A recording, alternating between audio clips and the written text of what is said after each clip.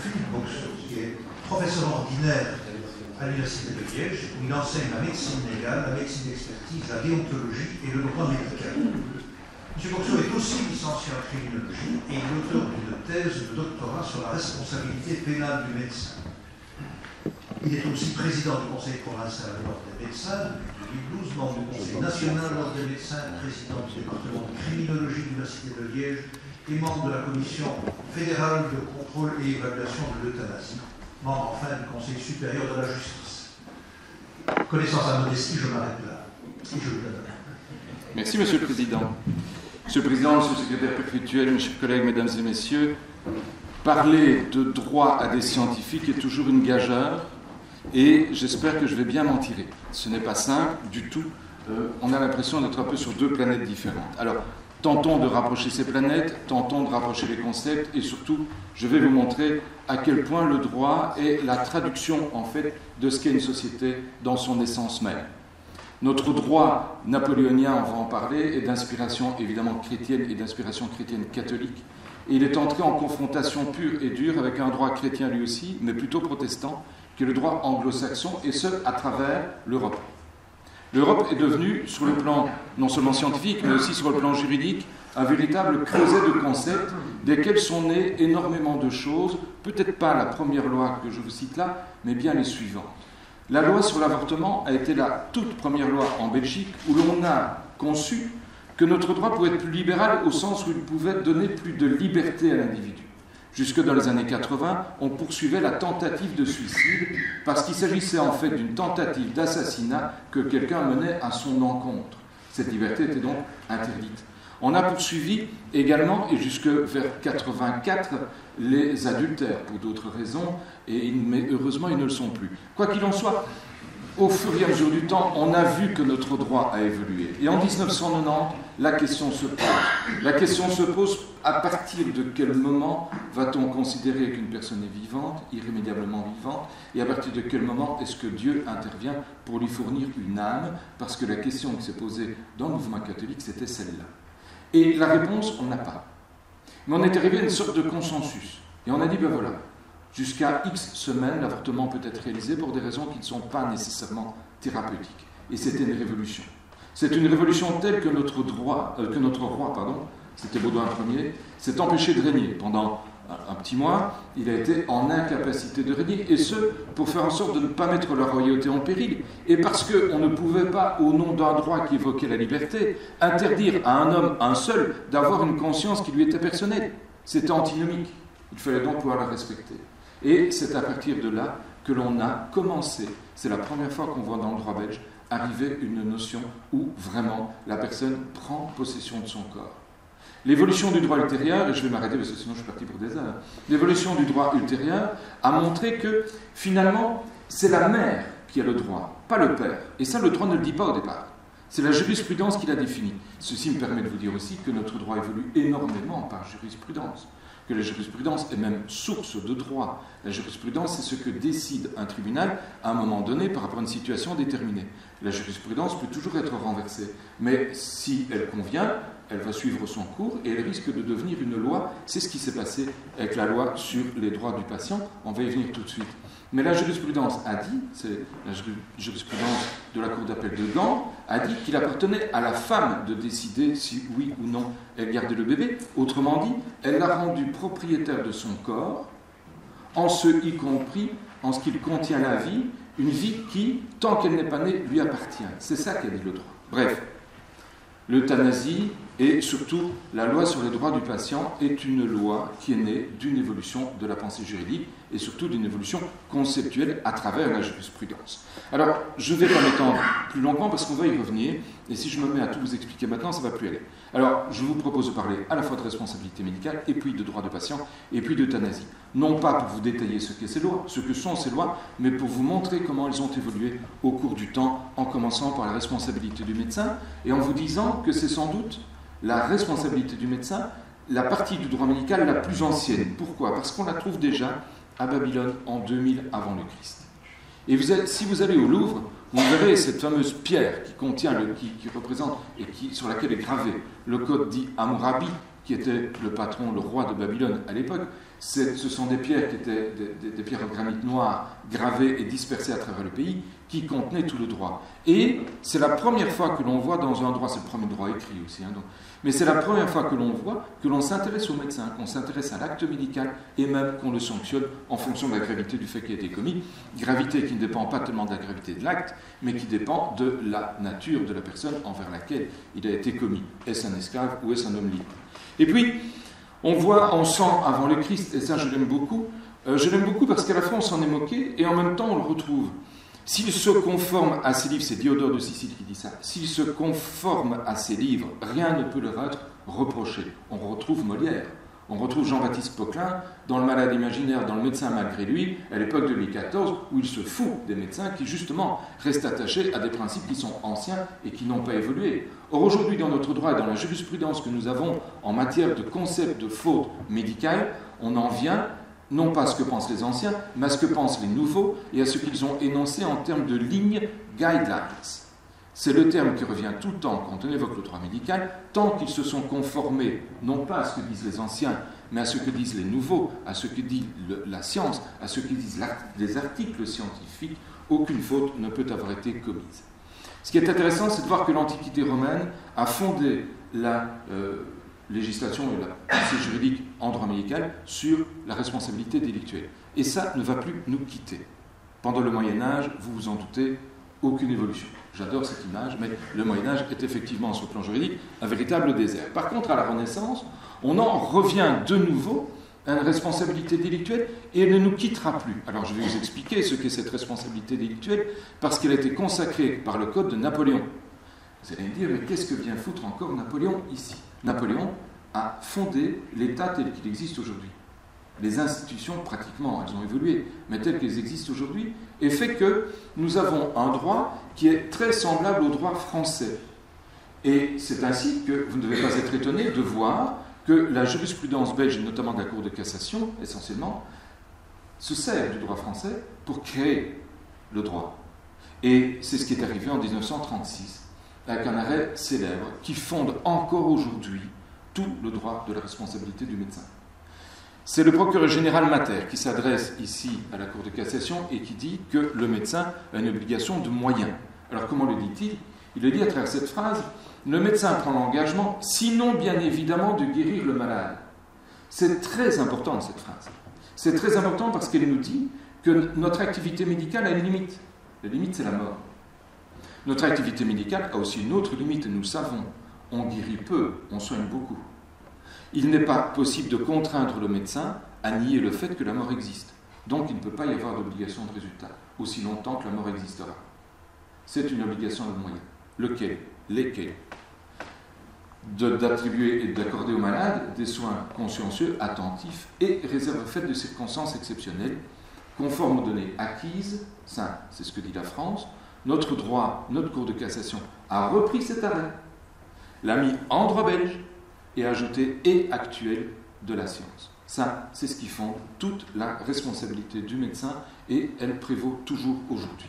Et pourtant, jusqu'en 1970, il n'y eut aucun procès qui fut intenté, ni en France, il y en a eu un, ni en Belgique en tout cas, contre des médecins. Et voilà quelle était la pensée de l'époque. Monsieur Nicole, qui n'était pas n'importe qui puisqu'un Nobel de médecine en 1934, dit « La sagesse est d'en se remettre à eux ». Le maréchal Joffre, grand vainqueur de la guerre 14-18 français en 1931, dit « Ce que vous ferez sera bien fait ».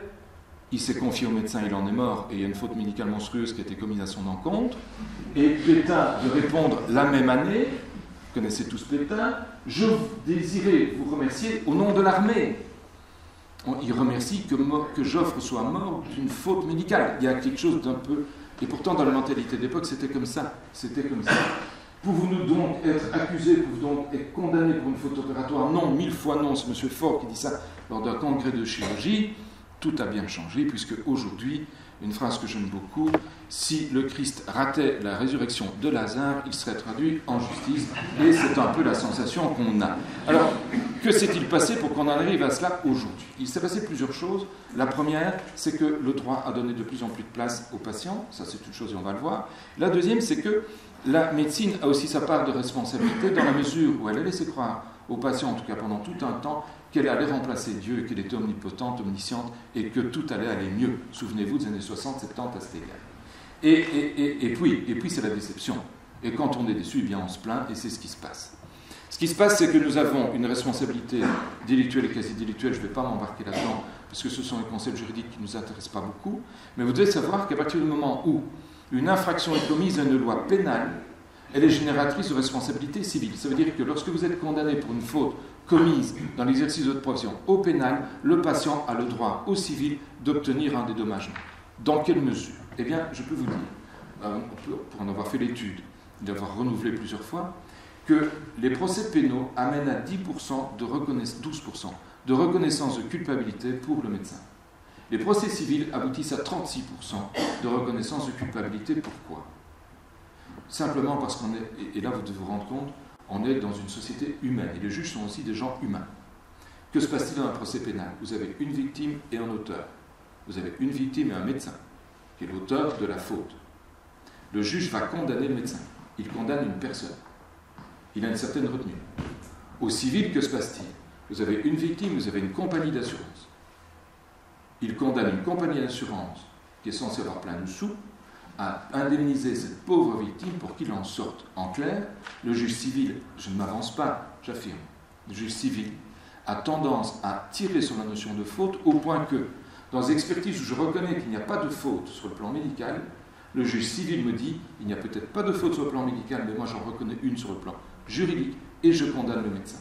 Et c'est ainsi que la notion de faute, sur le plan juridique, est en train d'être complètement déformée et de subir pas mal d'avatars sur lesquels je vais venir tout de suite. Juste vous rappeler ce qu'est la notion de faute.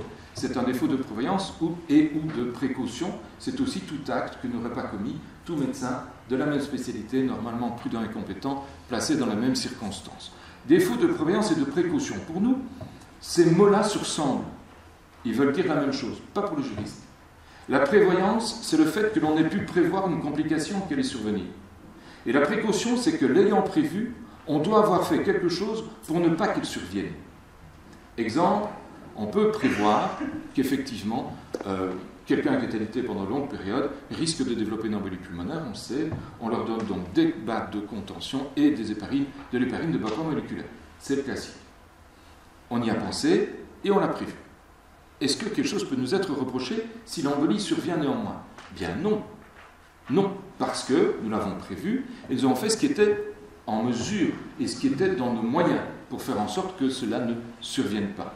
Rien n'est donc répréhensible. Nous avons une obligation qui est bien une obligation de moyens, qui n'est pas une obligation de résultat. Et lorsqu'une complication survient, alors même que le risque n'était pas prévisible, on parle d'un aléa thérapeutique. Et lorsqu'une complication survient, alors même que le risque était prévisible, mais que l'ayant prévu, on n'a pas pu faire en sorte que la complication ne survienne pas, on parle quand même d'aléa thérapeutique. Et ça, c'est tout le point sur lequel se joue aujourd'hui le droit de la responsabilité du médecin, c'est sur l'aléa thérapeutique. Que va-t-on en faire? Jusqu'où va-t-on considérer, et à partir d'où va-t-on considérer qu'il y a un aléa thérapeutique? C'est le problème de la notion de faute. La faute est subjective. Subjective, ça veut dire qu'on doit analyser au cas par cas la situation pour voir si une faute a été commise. Elle a tendance aujourd'hui à devenir objective.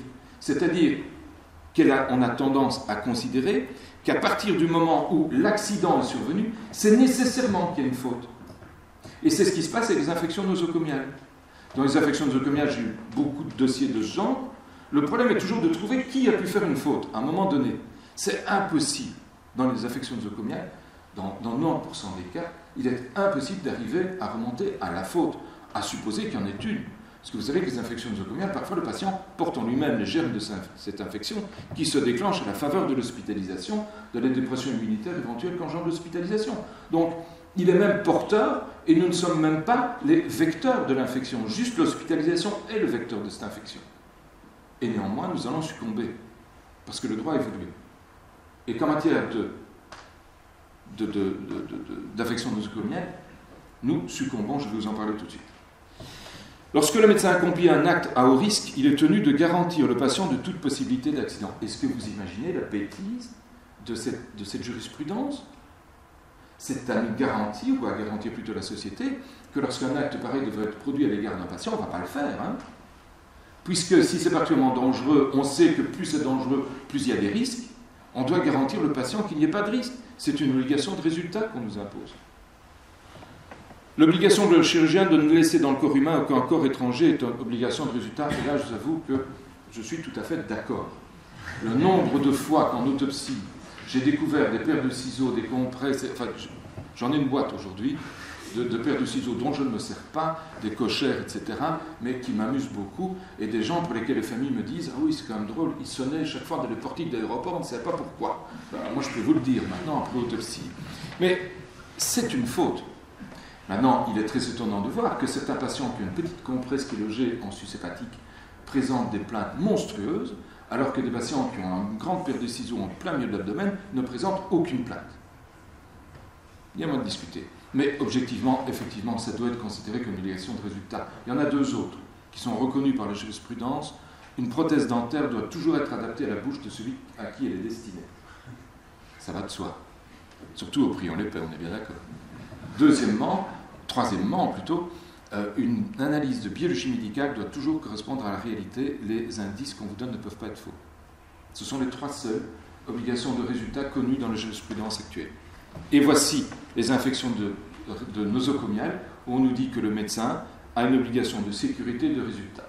Alors que se passe-t-il maintenant pour les nosocomiales ? Eh bien, on ne les a plus en expertise. Depuis 4-5 ans, je n'en ai plus. Est-ce qu'il n'y en a plus à Liège ? Je serais fort étonné. Donc, c'est pas ça, c'est qu'il s'est passé autre chose. Aujourd'hui, le tribunal considère qu'à partir d'une infection nosocomiale apparaît, eh bien, un tiers de responsabilité pour l'hôpital, un tiers de responsabilité pour l'infirmière, un tiers de responsabilité pour le médecin, et les compagnies d'assurance se débrouillent entre elles pour indemniser. C'est comme ça que ça se passe aujourd'hui. Une loi est apparue du 31/3/2010 qui tentait de résoudre le problème de l'aléa thérapeutique. C'est une loi que nous attendions, je fais partie de ceux qui l'attendaient depuis longtemps. On a eu un projet de loi en 92 par monsieur Jean-Luc Fagnard, professeur à l'ULB, qui était une idée formidable mais qui n'a pas vu jour. On a une loi qui est sortie en 2007, dont Daniel Baclaine, notre confrère Baclaine, actuel ministre des Pensions, était le père. Il l'a porté sur les fonds baptismaux, mais le prêtre ne s'est pas présenté puisque le roi n'a pas rendu les arrêtés royaux d'exécution, ce qui fait que cette loi, bien que parue au Moniteur, n'a jamais été active. Et puis on a la loi de 2010 ici, qui est une loi fonctionnelle. Elle est là, elle fonctionne, il y a un fonds, on l'appelle le fonds des accidents médicaux, qui va couvrir non seulement les actes qui engagent la responsabilité d'un prestataire, mais dans certaines conditions, ou les actes qui se déroulent sans aucune responsabilité. Et en fait, on va indemniser ici l'accident médical sans responsabilité, c'est l'aléa thérapeutique, mais on va aussi, et c'est ce que prévoyait la loi, indemniser ceux, même alors que la responsabilité du médecin est engagée, mais à condition que soit l'accès du médecin ne soit pas suffisamment couvert, exercer sa responsabilité civile professionnelle, soit que la responsabilité soit contestée, ou que l'offre faite par la compagnie d'assurance RC professionnelle du médecin ou du praticien de la santé ne soit pas suffisante aux yeux de la commission. Alors, c'est très beau. Il y a une limite d'intervention au fond. C'est un fonds de solidarité, donc forcément il y a une limite. La limite, c'est que l'invalidité permanente doit être égale ou supérieure à 25%. Il faut perdre un rein. Un rein, c'est grosso modo entre 15 et 33%. Il faut perdre un œil, c'est 50%. Il faut perdre beaucoup, en fait, pour arriver à 25%. Il faut perdre 3 doigts de la main droite pour arriver à 25%. Donc, clairement, les gens qui ne savent pas peuvent se dire ça va, mais non, ça ne va pas. C'est très haut, c'est très haut. Ça veut dire que pour des petits dommages, on ne peut pas recourir au fond, il n'y a que la justice vers laquelle on puisse recourir. Donc on ne désengorge pas les tribunaux. On estime qu'une incapacité d'au moins 6 mois, consécutifs ou non consécutifs sur 12 mois, est un facteur qui. Oui, d'accord, mais les personnes qui sont âgées vont avoir des incapacités professionnelles plus longues que les personnes plus jeunes. En clair, on va nécessairement indemniser ceux qui sont déjà fragilisés par rapport à ceux qui ne le sont pas. On va considérer que lorsque le dommage occasionne des troubles graves, on n'a pas dit lesquels, y compris économiques de la condition d'existence du patient, il y aura indemnisation. On va estimer aussi que lorsque le patient est décédé, ça évidemment c'est grave, il y aura indemnisation. Ce fonds est actif et jusque maintenant, il n'a indemnisé qu'une seule personne. Il est actif depuis 2010. Ce qui veut dire qu'il fait énormément de rétention. Je ne suis pas sûr qu'il fonctionne très bien. Là, je m'avance un peu, mais voilà, c'est embêtant, parce qu'on n'a rien résolu. En ce qui concerne les droits du patient, je vais aller plus vite, parce que le temps passe, on ne me fait pas encore signe, mais le temps passe. cette loi est une loi de synthèse jurisprudentielle. Sauf en matière d'information et de consentement. Ça vient carrément du droit anglo-saxon. Ça s'appelle chez les anglo-saxons l'informed consent. C'est une notion selon laquelle le patient prend une part du pouvoir, à savoir, il doit recevoir toutes les informations nécessaires concernant son état. Vous voyez qu'il y a beaucoup de choses, y compris les répercussions financières, devraient être annoncées au patient. Et c'est lui à qui appartient le choix de décider si oui ou non il va donner son consentement à ce que l'acte ou le traitement qu'on lui propose, eh bien, il accepte ou il le refuse, et il a tout à fait le droit de refuser. C'est ce qu'on appelle le consentement éclairé. Ça cause d'énormes problèmes. Allez démontrer, j'ai plusieurs dossiers pour l'instant en cours, allez démontrer que soit le patient a reçu, soit qu'il n'a pas reçu. Alors, jusqu'à maintenant, la charge de la preuve arrive, enfin, il y a eu une petite phase. La charge de la preuve est aux mains du patient, c'est-à-dire c'est toujours le demandeur qui doit faire la preuve de ce qu'il avance, et pas le défendeur qui doit faire la preuve qu'il n'a pas fait. L'erreur, la faute. Le demandeur, comment voulez-vous que le patient arrive en prouvant qu'il n'y a pas eu consentement? Comment voulez-vous prouver quelque chose qui n'existe pas? Comment voulez-vous prouver un acte négatif, en fait? C'est pas faisable. Alors la jurisprudence, au moment, a retourné la présomption, la charge de la preuve, et a dit non, c'est au médecin de faire la preuve qu'il a recueilli le consentement du patient. Cette jurisprudence existait en 2012, mais n'existait qu'en 2012. La charge de la preuve, c'est de nouveau retourné, c'est de nouveau au patient à faire la preuve du non-consentement dans son chef, ce qui est rigoureusement impossible. Alors nous avons des médecins, des sociétés de médecine, chirurgie esthétique notamment, gastro-entérologues, etc., qui me présentent des listes où ils disent voilà, c'est ce qu'on va vacciner aux patients. Ce sont des listes exhaustives de complications qui peuvent survenir. Je leur dis toujours, ne faites jamais une liste exhaustive. Vous pouvez être sûr que la complication qui va survenir n'est pas dans la liste. Et à ce moment-là, dans la mesure où vous avez une liste exhaustive, vous prouvez vous-même que vous n'avez pas informé. Alors comment fait-on? Eh bien, c'est bien difficile. Ce sont des missions que je n'aime pas, parce qu'il y a toujours à boire et à manger, on n'arrive pas à être tranché, et c'est le tribunal, in fine, qui va décider s'il y a eu vice de consentement éclairé ou pas.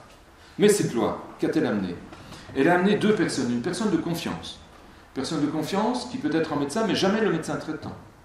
C'est une personne à qui le patient accorde sa confiance, qui va l'accompagner lorsqu'il reçoit les informations de la part du médecin, qui va l'accompagner lorsqu'il va lire et consulter son dossier médical. Il l'accompagne, c'est un accompagnateur. Ce n'est pas une personne à laquelle on se réfère pour prendre une décision. Il a juste le droit d'avoir une espèce de conseiller ou une espèce de soutien à côté de lui qui l'assiste lors de certains actes. Par contre, la loi définit aussi une représentation à travers le mandataire. Et là, le mandataire, ce sont deux mots différents. Le mandataire a un véritable pouvoir décisionnel à la place du patient, soit lorsque le patient le sollicite, soit lorsque le patient est inconscient.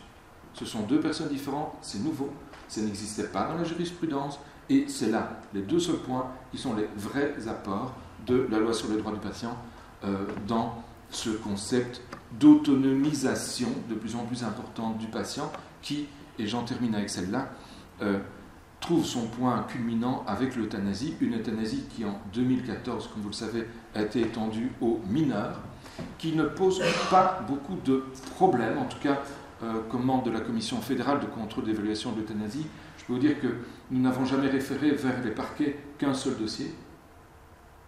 C'est très peu. On fait en moyenne en Belgique 2200 euthanasies par an dans les dernières années, donc c'est très peu. On constate par contre qu'il y a beaucoup plus de flamands, c'est 90% de flamands qui rendent la déclaration de l'euthanasie, contrairement aux wallons qui la rendent peu, pour 10%. Mais alors, les coupes grandissent avec le temps, ça veut dire que le nombre de déclarations augmente, et que l'on se rend compte qu'elles augmentent de la même proportion en France ou en Wallonie, ce qui veut dire qu'on ne rattrape pas la Flandre, évidemment, mais que, globalement, la façon de se comporter reste la même au nord et au sud du pays. Nous ne sommes pas les mêmes, ça c'est clair, et ici, l'euthanasie nous le prouve. Alors, on a autorisé l'euthanasie des mineurs, ça fait l'objet de vastes débats, ça a été une augmentation de la loi, en fait. On a juste modifié quelques articles de loi en intégrant des notions, c'est-à-dire des mineurs capables de discernement. Cette notion, aujourd'hui, ne pose plus guère de problème, et nous n'avons connu depuis 2014 que 2 cas de mineurs qui ont été euthanasiés dans des concepts de maladie tumorale très avancée. La seule chose pour le mineur, c'est qu'il faut recourir à un pédopsychiatre, un psychologue pour évaluer, en plus des autres médecins qui doivent intervenir, si oui ou non l'euthanasie est peut-être réalisée ou pas. Et, deuxième chose, pour les mineurs, nous ne couvrons pour les mineurs que la souffrance physique. Nous n'envisageons pas la souffrance psychique, uniquement la souffrance physique. Ceci, c'est la loi qui donne le plus d'autonomie à l'individu et c'est la loi qui symbolise aujourd'hui le plus la libéralité, entre guillemets, de notre droit. Vers où va-t-on? C'est ma dernière dia. J'étais trop vite. On va voir.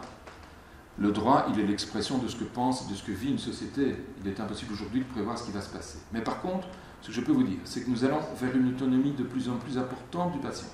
Le patient devient véritablement propriétaire de son corps. Il n'est pas encore, il le devient. Et ceci inclut une autre chose. Nous avons toujours tenté de protéger les patients par le secret médical. Le secret médical, on a toujours dit, il n'est pas opposable au patient, il doit lui servir. Et nous, dans notre comportement paternaliste résiduel, vu l'évolution du droit, il ne peut être que résiduel, ce secret médical, nous nous en servions toujours pour le bien du patient. Eh bien, alors que la loi, et notamment l'article 458 bis du Code pénal, nous définit comme étant les dépositaires du secret médical, c'est-à-dire non pas les propriétaires, mais juste ceux chez qui il est déposé non pas symboliquement, mais de fait, parce que c'est nous qui avons le dossier papier, nous en sommes de moins en moins les dépositaires.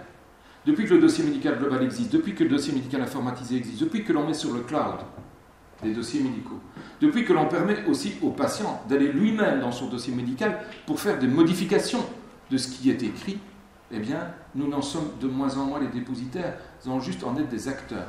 Le dépositaire, ça devient le cloud, le système informatique, et le propriétaire, qui jusque maintenant n'a jamais été défini, devient le patient. Et ça, c'est l'avenir proche auquel on doit s'attendre, le plus proche et le plus prévisible en tout cas en matière d'évolution du droit médical. Je vous remercie.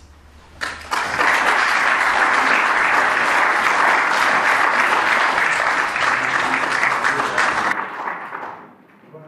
Merci Philippe pour cette communication brillante et à certains égards provocante, qui va susciter probablement beaucoup de questions. Je vous dis d'emblée que la discussion sera limitée à 15 minutes maximum, à défaut de quoi ce serait inélégant pour le troisième orateur. Voilà, vous avez la parole.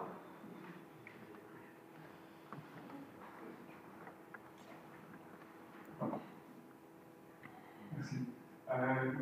Comme moi-même anesthésiste réanimateur à la BIV, j'assiste quotidiennement au compte, et vous avez mentionné le compte des compresses, de façon un peu provocante, en disant cela fait partie des obligations de résultat. Oui.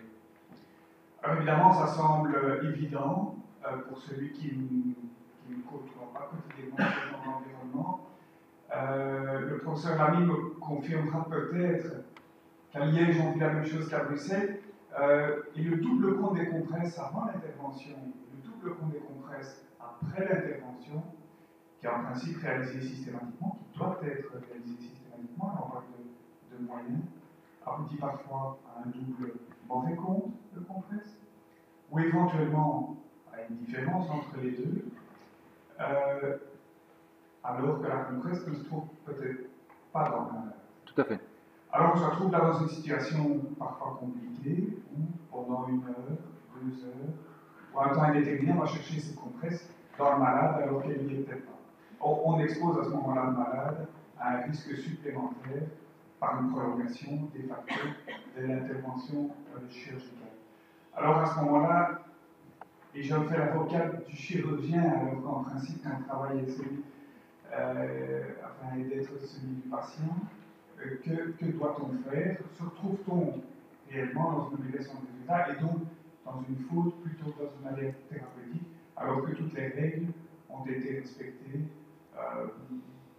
C'est une question très, très concrète parce qu'elle se pose régulièrement. On n'est pas là du tout dans le cadre de l'exception.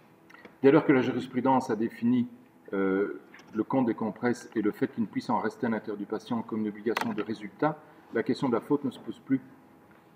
Il n'est plus nécessaire qu'il y ait une faute puisqu'il faut un résultat. La faute n'existe que par rapport à une obligation de moyens, n'existe jamais par rapport à une obligation de résultat, puisque Dès lors que la complication est survenue, on ne se pose même plus la question qu'il y a une faute, puisqu'on doit indemniser. Donc, votre question est très chouette, mais voilà, il n'y a pas de faute. La faute serait, à terme, mais alors sur un autre plan, d'avoir favorisé une infection, non pas en laissant une compresse en place, mais en laissant l'abdomen du patient ouvert trop longtemps et soumis, comme vous le dites. Hein.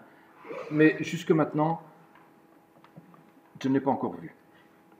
Mais avec les avocats, je m'attends à tout.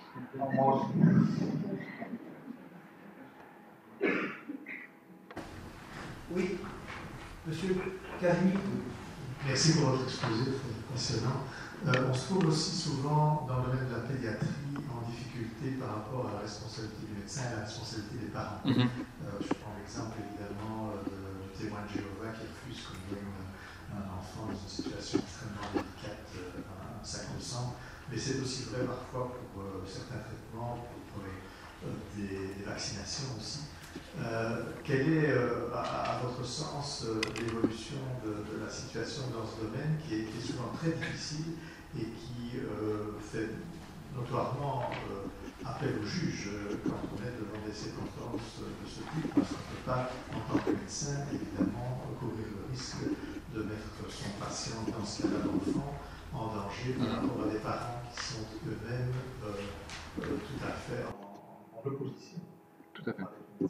Je vais répondre en plusieurs thèmes, parce que c'est un sujet qu'on connaît bien à travers l'ordre des médecins. On a régulièrement des plaintes de papas, c'est souvent des papas, qui se plaignent que leur avis n'a pas été pris par le médecin avant d'opérer leur enfant, par exemple, de l'appendice ou des amygdales. C'est le grand courant. Hein. On rappelle alors au médecin, sans le poursuivre, en tout cas à Liège, on est gentil à Liège aussi, il faut dire, quand je regarde ce qui se passe au Limbourg, j'aime autant vous dire qu'on est très très gentil. On essaie de faire comprendre aux médecins qu'il ne faut plus le faire, quoi. Il doit avoir l'avis de deux parents. Alors, la difficulté survient lorsque, et surtout dans les amygdales, c'est une opération qui peut être de confort, parce qu'il fait des amygdalites à répétition, mais c'est une opération qui peut être vraiment nécessaire, parce qu'il y a des amygdales qui sont vraiment gonflées, et qui vont à un moment donné même nuire à la respiration. Et on se trouve toujours, avec cette pathologie-là, justement, je la prends à dessein, dans une situation assez intermédiaire, où qu'est-ce qu'on fait, finalement? Dans ce cas-là, la seule façon de faire, c'est de recourir au juge de la jeunesse, qui est le seul, enfin de la famille maintenant, c'est nouveau, on a créé un tribunal de la famille, qui est le seul à pouvoir répondre et vous donner un blanc-seing. Sinon, vous vous exposez à quoi? À dire, j'agis dans l'urgence, c'est un état de nécessité, je prends l'avis de l'un et il correspond à ce que je pense et à ce qu'il faut faire, je le fais. Vous vous exposez. Et parfois, aujourd'hui, malheureusement, on doit s'exposer. On doit s'exposer. Alors, vous allez vous retrouver dans le tribunal, on va vérifier si c'est bien état de nécessité. Et in fine, la plupart du temps, et dans la jurisprudence que je connais à tout le moins, et à laquelle j'ai participé, le médecin n'a pas été inquiété, mais il a quand même été inquiété, puisque sa responsabilité était mise en cause. Oui, mais la compagnie d'assurance, même si elle n'est pas condamnée, elle n'aime pas, parce qu'elle engage des frais. Donc vous êtes réputé, alors même que vous n'êtes pas condamné, être quelqu'un à risque à cause de votre pratique, qui même si elle n'est pas condamnable, vous rend à risque. Donc votre prime d'assurance augmente d'office. Donc clairement, ce sont des situations qui sont inconfortables, mais avec lesquelles il faut vivre. Quant au témoin de Jéhovah, l'affaire a été réglée non seulement d'abord par la jurisprudence et puis par une loi qui est sortie sur les incapables de 2017, où on ne dit pas clairement, mais on le fait comprendre, recours au procureur du roi parce qu'il s'agit d'une situation d'urgence, dès lors que l'enfant a moins de 14 ans. S'il a plus de 14 ans, on estime qu'il a une certaine capacité de discernement, et on ne peut pas dire le contraire, puisque la loi sur l'euthanasie nous le dit, puisque lorsque vous divorcez et qu'il s'agit de choisir où l'enfant va aller vivre, l'enfant, à partir de 12 ans, doit être entendu par le juge, c'est une obligation légale, parce qu'à partir de là, on estime qu'il a une certaine capacité de discernement. Donc, on peut difficilement dire qu'au-delà de 14 ans, il n'a pas sa pleine capacité de discernement. Et là, c'est un souci, parce que là, il peut décider de mourir. Sinon, en dessous de 14 ans, le procureur du roi, vous lui téléphonez, mais c'est systématique, hein, il vous dit oui, vous transfusez. Et là, vous avez le droit même de faire arrêter les parents par la force publique, s'ils font opposition. Oui, monsieur Lamy, et puis... Merci Philippe pour ces informations très importantes que tu nous as données, notamment en matière d'infection nosocomiale. Si, lorsqu'une plainte est déposée parce qu'il y a infection nosocomiale et que le juge ne fait pas appel à un expert et décide d'office, il y a trois responsables, l'hôpital, le médecin et l'infirmière, est-ce que les compagnies d'assurance, de leur côté, ne font pas appel à un expert médical? pour Si. décider si finalement il y a des fautes. Et donc modifier les attributions que le juge avait décrétées. Bon, il faut voir deux choses. Hein. Il y a le médecin qui est en cause, qui croit que la compagnie d'assurance le représente. Ça, il faut chasser ça tout de suite de votre esprit. La compagnie d'assurance ne vous représente pas, elle se représente par rapport au fait que vous avez commis. Si vous voulez être défendu, vous, in concreto, personne humaine, personne physique, vous devez prendre un propre avocat qui n'est pas celui de votre compagnie d'assurance. Sinon, vous n'êtes pas couvert, la compagnie va décider pour vous, et elle va décider au mieux pour elle, ce qui n'est pas nécessairement le mieux pour nous. Elle pourrait transiger sur la notion de faute en disant il y a une faute et je vous donne autant, reconnaître qu'il y a une erreur, une faute plutôt alors que vous pensez qu'il n'y en a pas. Et dans ce cas-là, c'est votre avocat à vous qui pourra prendre votre défense pour manifester le fait que. Ça, c'est un petit aparté que je voulais faire par rapport à votre question, parce que je crois que c'est important de savoir. La plupart des médecins croient que la compagnie d'assurance les défend. Non, une compagnie d'assurance est tout sauf philanthropique, c'est elle qu'elle défend d'abord. Maintenant, par rapport aux infections nosocomiales, c'est vrai qu'il y a un médecin de compagnie d'assurance qui intervient, mais ce n'est pas lui qui décide. Il intervient parce qu'il va faire une synthèse du dossier auprès de la compagnie, c'est-à-dire auprès du gestionnaire du dossier. Et c'est le gestionnaire qui est le vrai patron. C'est lui qui va décider de ce que l'on fait. Et si le gestionnaire considère que ça va entraîner beaucoup de frais pour une grande incertitude, il va préférer éventuellement se rendre lui-même ou envoyer un des siens auprès du patient avec, et ça j'ai vu faire plusieurs fois, une valise pleine d'argent en disant on vous donne ça et on arrête tout. Et ça se fait régulièrement. Donc, si vous estimez qu'il n'y a pas de faute, que la compagnie d'assurance dit il y en a une et je transige, vous n'avez aucun recours dès lors que vous n'êtes pas parti à la cause en procès. Ça, il faut le savoir.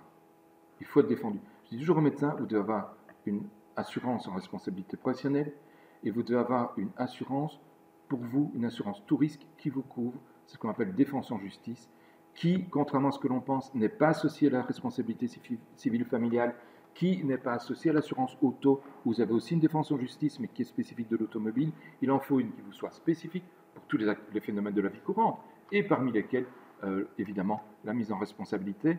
Elle doit vous couvrir en termes de défense jusqu'à, grosso modo, à peu près 50 000 €. Il faut savoir aussi. Il ne faut pas aller en dessous. Dernière question. Oui, merci, professeur Adam Charpin, professeur Massy. Bonjour. On se prête un petit jeu de droit-fiction. Est-ce que dans les cas que vous avez vus au tribunal, parfois on objecte justement le manque de moyens et qu'on ne risque pas d'arriver à de plus en plus ce genre d'argument à partir du moment où on limite l'accès au numéro également en médecine, et ce n'est pas un risque qui va arriver notamment dans certaines spécialités évidemment. C'est un risque qui existe déjà en médecine générale et qu'on connaît beaucoup. Nous manquons de médecins généralistes sur la province de Liège et le Luxembourg, je ne vous raconte pas, c'est pire que tout. Et le risque, c'est celui-là. Alors, on ne peut pas contraindre un médecin à développer des moyens qu'il n'a pas. Ça veut dire que, par exemple, je prends cet exemple parce qu'on y a été confronté il n'y a pas longtemps, pas moyen de trouver de médecins pour faire la garde dans une région donnée de la province de Liège. Donc, personne, pas de médecin à la garde, personne n'a condamné non plus, puisque pas de garde. Donc, on n'a rien su faire. Et moi, comme président de l'ordre, la seule chose que j'ai pu faire, c'est prévenir la commission médicale provinciale en disant il y a un problème. La commission médicale provinciale s'en est saisie, mais à rebours, à retard. Le mal était fait. Alors, la grande excuse que l'on évoque toujours, c'est de dire qu'à Liège, on ne fait pas 20 km sans rencontrer un hôpital. Et donc, on n'a qu'à se rendre à l'hôpital. On n'a qu'à. Alors, ce qui auparavant était considéré comme un véritable danger, une véritable déformation, déviance, c'est-à-dire que tout le monde se rend à l'hôpital pour le petit bobo qu'il a en soirée ou en week-end, a l'air de devenir quelque chose qu'on accepte aujourd'hui. C'est plus embêtant. Sinon, province du Luxembourg, un médecin de garde, il est appelé, il va faire 50 km au volant de sa voiture sur des petites routes, je m'entends vous dire qu'il n'est pas là tout de suite. On ne va jamais l'accuser d'être arrivé en retard parce qu'on sait la complexité pour lui d'arriver sur place. Il a utilisé les moyens qu'il avait à disposition et pour l'instant et jusque maintenant, les juges n'ont pas déformé cette obligation-là. Je ne connais pas l'avenir. Voilà, merci beaucoup. La conversation pourra continuer après. Je vous informe, je vous rappelle que M. Bourseau donnera une conférence au Collège belgique dont le titre est « J'ai autopsié le suaire de